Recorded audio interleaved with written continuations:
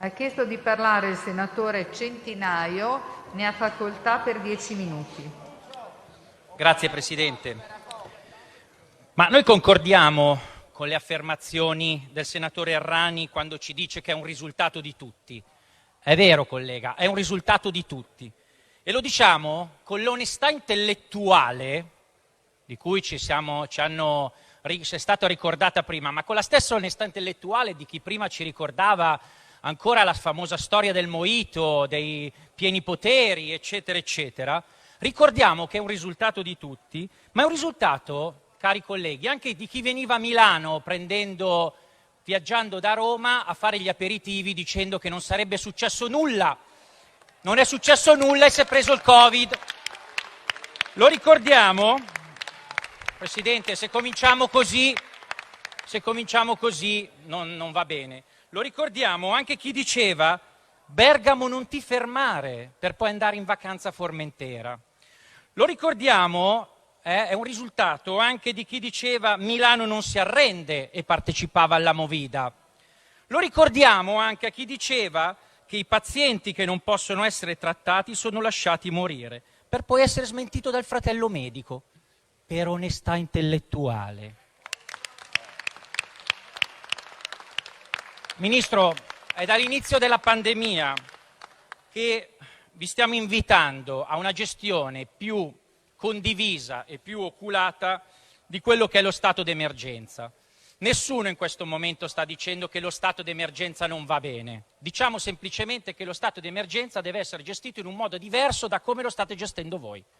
Vogliamo essere coinvolti. Vogliamo non che la minoranza sia coinvolta, vogliamo che il Parlamento sia coinvolto, che è una cosa totalmente diversa. E quindi, Ministro, la vostra gestione lascia alcune perplessità dal punto di vista tecnico e dal punto di vista pratico. Dal punto di vista tecnico, lo stato di emergenza è stato dichiarato in data 31 gennaio fino al 31 luglio. Poi venite qua e ci dite che è prorogato al 15 ottobre. Poi adesso venite qua e ci dite che è prorogato al 31 gennaio 2021. Un anno di stato di emergenza. Un anno di stato di emergenza che va totalmente contro rispetto a quello che è venuto qua a dire il Presidente del Consiglio in data 21 maggio. Perché il Presidente del Consiglio in data 21 maggio ci dice non ci possiamo permettere di protrarre l'efficacia di misure così limitative per un periodo indefinito. Un ordinamento liberale e democratico non può tollerare una compressione dei diritti fondamentali. Non l'ha detto Gianmarco Centinaio, l'ha detto Conte! L'ha detto Conte! Però è stato così. Avete fatto così. E il risultato, Ministro e Presidente, è un caos istituzionale. Un caos istituzionale senza precedenti che ha portato i più importanti costituzionalisti a dirci ma cosa sta succedendo nel nostro Paese? Punto di domanda. Caos nei rapporti tra Stato e Regioni. Casualmente alcune regioni, tutto quello che facevano alcune regioni, penso alla Campania e al Lazio, andava benissimo.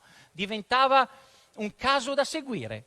C'erano altre regioni che qualsiasi cosa che facevano non andava bene. Pensiamo alla Sardegna. Il presidente Solinas, l'ho già detto in quest'Aula perché mi sembra, ripeto sempre le stesse cose, il presidente Solinas trattato come l'ultimo dei fuori di testa. Stava semplicemente dicendo quello che state dicendo voi in questo momento.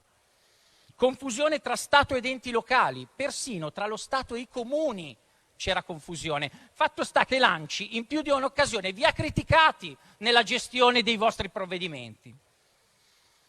Imbarazzante poi, Ministro, il rapporto tra il potere legislativo e il potere esecutivo, tra il governo e il Parlamento. Il Parlamento un semplice ratificatore delle decisioni del governo. Dobbiamo stare qui ad ascoltare e ad applaudire quello che decide il governo. Ma il potere legislativo è quello che rappresenta il popolo, è quello che è stato eletto dal popolo per decidere.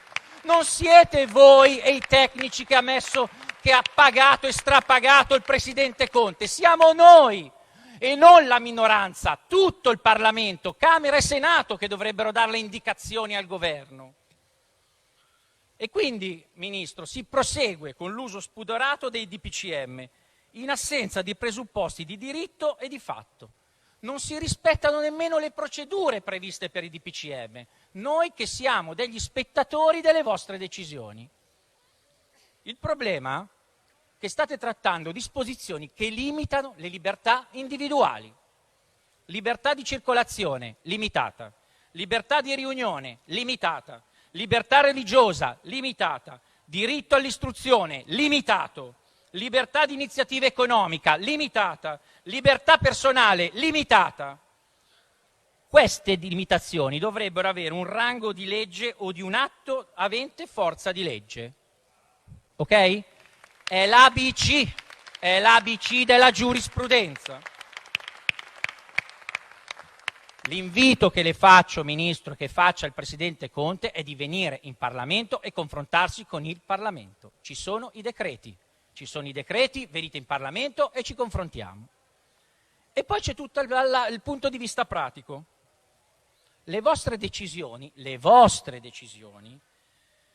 che prendete non si sa con chi, perché con noi non le prendete, magari le prendete con i vostri consulenti o con chi volete, impattano sulla vita reale dei nostri cittadini, che le subiscono e le devono subire.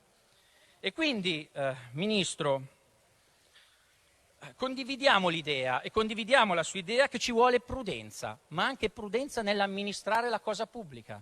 Non si può amministrare la cosa pubblica come se fosse casa propria.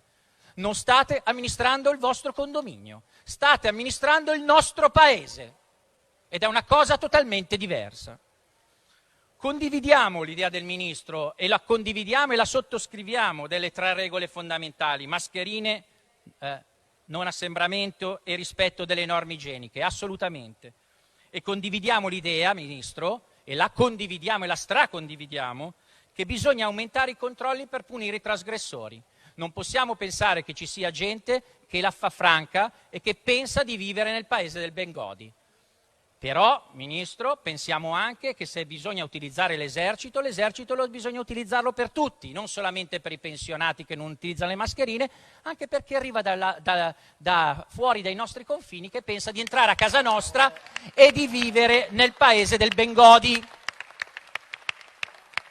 Ministro, le vogliamo ricordare però alcune cose e le chiediamo di intervenire. Scuola, ne hanno parlato tutti, oggi ne hanno parlato tutti.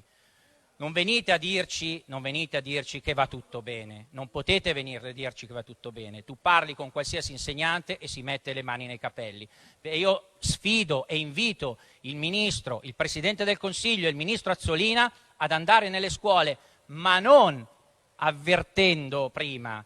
Selezioniamo, scegliamo 3 scuole, una al nord, una al centro e una al sud, e andiamo così, andiamo senza avvisare e vediamo cosa succede realmente nelle scuole. Sulla sanità, state prevedendo un'eventuale crisi come quella che è successa l'inverno scorso? Perché non possiamo poi arrivare a dire non eravamo preparati. Avete avuto tempo per prepararvi, come il Ministro Azzolina aveva avuto tempo quest'estate per preparare l'accesso dei nostri figli nelle scuole. Commercio, industria e turismo. Il Presidente Conte ci aveva detto che nessuno sarebbe fallito e nessuno sarebbe rimasto indietro. Basta e avanza, andate a vedere che cosa succede nelle nostre strade, andate a vedere cosa succede nelle aziende, andate a vedere cosa succede nel settore del turismo, andate a vedere cosa succede nel settore della ristorazione o nei locali o chissà che cosa. Sarà il Presidente Conte forse di tasca sua ad andare a rimborsare le persone a cui aveva promesso che non sarebbero rimaste indietro. Il problema della cassa integrazione non lo cito, ma anche questo è un problema annoso. L'altro giorno eravamo con delle persone che ci dicono che non l'hanno ancora ricevuta da giugno, siamo a ottobre. Chi dà da mangiare ai figli di queste persone? Lei, Ministro? O il Presidente Conte? O chi aveva promesso che sarebbe stata pagata la cassa integrazione in tempo reale? Termino, Presidente, ancora qualche secondo, ma visto che al senatore Faraone ha dato minuti, le chiedo veramente. Termino con 2 richieste. 1. Le chiediamo di controllare le spese sanitarie nelle varie regioni italiane. Faccia operazione di controllo. Perché dalla tabella 217 dell'Autorità Nazionale Anticorruzione otteniamo che le spese per contagiato nelle varie regioni italiane in tema di Covid. Allora, capiamo che i malati di Covid devono essere coccolati e stracurati, ma che ci sia una regione che spende 76.000 euro per ogni malato e ce ne siano altre che spendano 14.000 o 5.000, forse qualche domanda ce la dobbiamo fare. E se in Regione Campania spendono 76.000 euro per ogni malato di Covid e in Regione Calabria, non sto parlando di Bolzano, in Regione Calabria ne spendono solo 14.000, la domanda che facciamo al presidente De Luca è: o ha trovato la cura miracolosa e sta spendendo chissà che cosa, o i malati di Covid in Campania stanno negli alberghi a 5 stelle. Qualche domanda ce la dobbiamo fare. 76.000 euro a malato è un furto rispetto a quello che spendono le altre regioni italiane. Chieda al presidente De Luca dove vengono spesi questi soldi rispetto alla media di quello che viene speso in tutto il resto d'Italia. Altra domanda che le ho fatto l'altra volta, ma giustamente non mi ha risposto, ma gliela riproponiamo, visto che non lo vediamo mai. Il nostro collega che è stato nominato all'Organizzazione Mondiale della Sanità, il senatore Monti, in quest'ultimo mese, visto che è da agosto che stiamo in ballo a parlare del senatore Monti che è stato nominato per le sue competenze in campo sanitario, signori, è stato nominato all'Organizzazione Mondiale della Sanità, ci chiediamo se le è stato d'aiuto o se è stato d'aiuto al nostro paese, o se è la solita nomina che viene fatta agli amici degli amici degli amici. Grazie.